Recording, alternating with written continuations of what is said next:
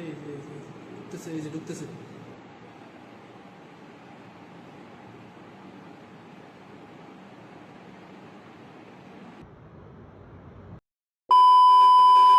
ওখানে জুনিয়ররা থাকে,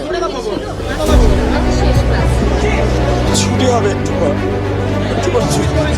সবাই ছিল। আসসালামু আলাইকুম এভরিওয়ান, আই হোপ সবাই ভালো আছেন। তো আমার আজকের ভিডিওটা সব ভিডিও থেকে সম্পূর্ণ আলাদা। তো আজকের ভিডিওটা আমি তৈরি করছি, আপনারা সবাই জানেন যে মাইলস্টোন স্কুল অ্যান্ড কলেজে ঘটে যাওয়া সেই বিমান দুর্ঘটনা নিয়ে আজকের ভিডিওটা। আশা করি ফুল ভিডিওটা আপনারা দেখবেন। আর হ্যাঁ, আজকের ভিডিওটা তৈরি করতে গিয়ে আমার সত্যিই খুব কষ্ট লাগছে, সত্যি খুব কষ্ট পাইছি ভিডিওগুলো দেখা। তো আপনাদের সাথে শেয়ার করার জন্য জাস্ট ভিডিওটা তৈরি করা।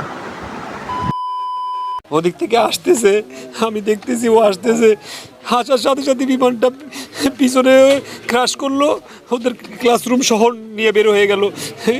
ওরে আমি ধরতে গিয়ে আর পরে দেখছি ওর পিছন থেকে কি জানি একটা লাগলো, পড়ে গেল সাথে সাথে।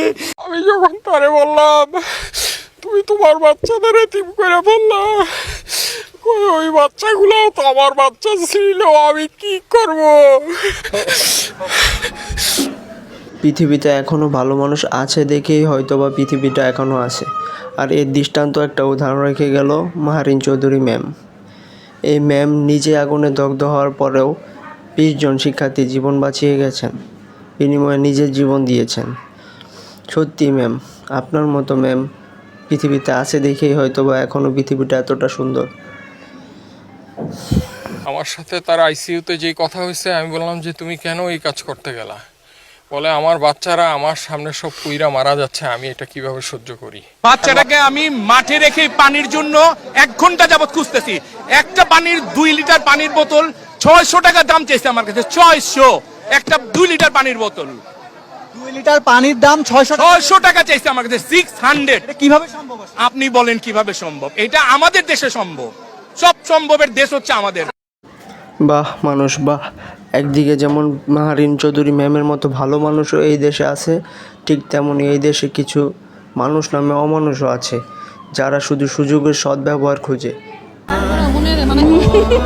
যেতে চাইছিলাম, দিল না তো যাইতে।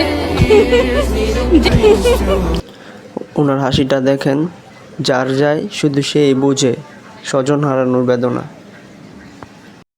আমার ছেলের নাম আরিয়ান, ক্লাস 4-এ পড়ে আমার সন্তান, বাংলা ভাষণে পড়ে। আমার ছেলে সারা শোল পুড়ে গেছে। বাচ্চাদেরকে কোন হাসপাতালে নিচ্ছে একটু জানান না ভাই? ভাই আমরা বাচ্চাদেরকে কোন হাসপাতালে নিচ্ছে একটু জানান ভাই।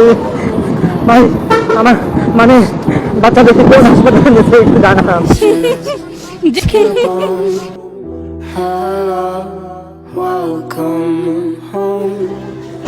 এরা শুধু দেখতে শুনতে মানুষের মতো মানুষ, কিন্তু এদের মনুষ্যত্ব আসলে মনুষ্যত্বের জায়গায় নাই। এরা আমাদের মতো মানুষ হইলেও এদের ভিতরে মনুষ্যত্ব ছেটে ফোটাও নাই। নয় এই অবস্থাতেও তারা ভিডিও করার জন্য ব্যস্ত, যে যার যার স্বার্থ নিয়ে কাজ করতেছে। অথচ চোখের সামনে ছোট ছোট বাচ্চাগুলা কিভাবে মারা যাইতেছে, এগুলা নিয়ে তাদের মাথা ব্যথা নেই। তাদের মাথা ব্যথা তাদের ভিডিও করতে হবে, ভাইরাল হইতে হবে। এই ভিডিওটা থেকে আমাদের অনেক কিছু শেখার আছে। এই ভিডিওটা থেকে আমরা কে কী শিখতে পারলাম জানি না, বাট অনেক কিছুই শেখার আছে। যেটা হচ্ছে যে এই অবস্থাতে দেখেন ওরাও আগে আসছে, কিন্তু আমাদের মধ্যে কিছু মানুষ নামে অমানুষ, যারা শুধু নিজের স্বার্থ নিয়ে ব্যস্ত, ভিডিও করার জন্য ব্যস্ত, ভাইরাল হওয়ার প্যারা।